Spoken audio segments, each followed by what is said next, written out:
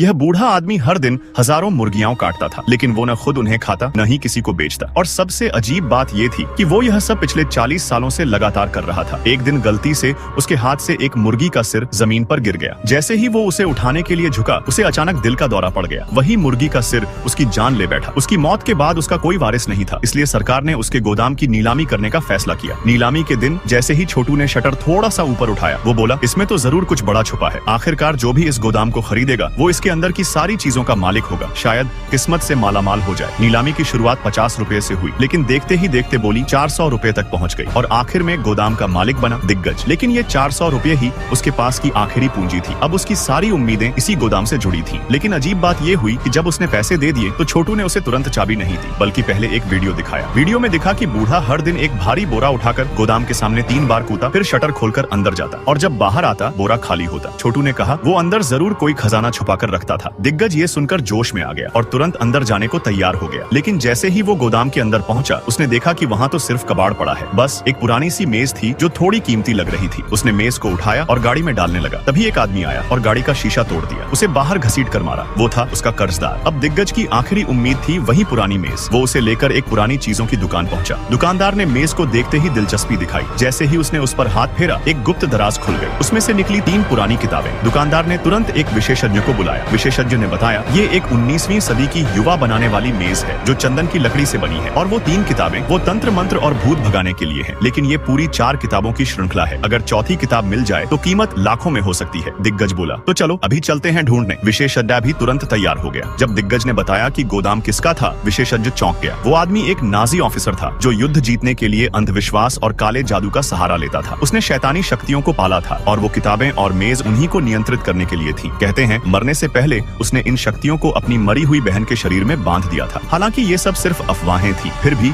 विशेषज्ञ ने दिग्गज को सतर्क रहने को कहा। लेकिन दिग्गज के सिर पर तो बस पैसे का भूत सवार था। उसे किसी भी चीज से डर नहीं लगता था। दोनों अंदर गए और खोजबीन शुरू की। बहुत तलाशने पर भी कुछ नहीं मिला, लेकिन एक अखबार की कटिंग जरूर मिली जिसमें बूढ़े की बहन की गुमशुदगी की खबर थी। तभी दिग्गज को एक दीवार खाली महसूस हुई। दोनों ने उसका सामान हटाया और दरवाजा खोला। जैसे ही दरवाजा खुला, भीतर से सड़ांत की भयानक बदबू आई। विशेषज्ञ ने चेतावनी दी, कुछ भी मत छूना। अगर कोई चीज अस्वाभाविक लगे तो उससे आंख भी मत मिलाना। लेकिन दिग्गज तो बस दौलत के पीछे भाग रहा था। वे धीरे धीरे अंदर बढ़े और अंदर देखा। जमीन पर एक लाश पड़ी थी जिसका चेहरा गायब था और सिर के अंदर कुछ रेंग रहा था। वहीं एक शेल्फ पर चौथी किताब भी रखी थी। दिग्गज उसे उठाने के लिए आगे बढ़ा, लेकिन जैसे ही उसने जमीन पर बनी लाल रेखा सुरक्षा मंत्र को तोड़ा, विशेषज्ञ चिल्लाया, तुम नहीं जानते कि तुमने क्या जगा दिया है। तभी लाश के अंदर से एक भयानक शक्तिशाली ऑक्टोपस जैसे राक्षस का हाथ निकला। उसने तुरंत विशेषज्ञ को जकड़कर निगल लिया। दिग्गज के हाथ की किताब खुद जल उठी। वो डर के मारे उसे